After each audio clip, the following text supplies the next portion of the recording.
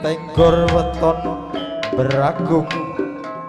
pengen awaraja nganti bingung Tenggor weton grebekan pengen awar kok ngunjal ambekan lah kene apa Mbak Yu ya kurang sehat man ora butuh omah sing gedhe butuhe mung nyambut gawe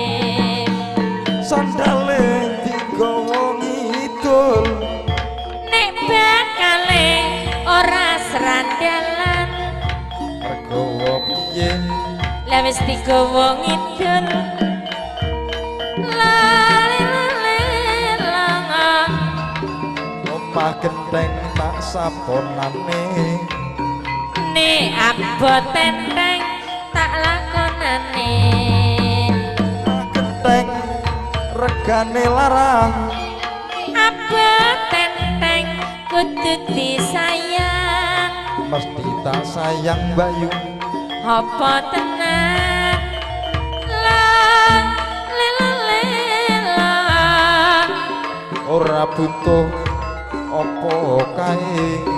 butuhe ning kene mung nyambut gawe un dires-ires saben dina ngelamun ora wis kene apa Mbak Yas ayo ngono kuwi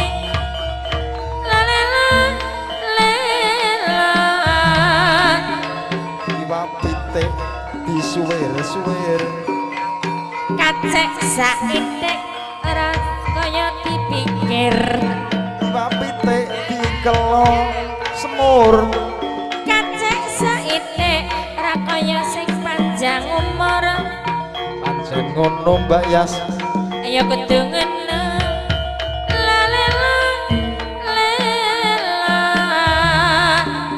sandale digawa ngalor nek bakale ya ora awor sandale digawa ngulon nek bakale ora kelakon lah kene apa Mbak Yas ya mung guyon maneman ora butuh omah loji butuhe nyenengno ati ora butuh omah sing gedhe nek butuhane mong nyambut gawe ngono Mbak Yas ayo ngono kuwi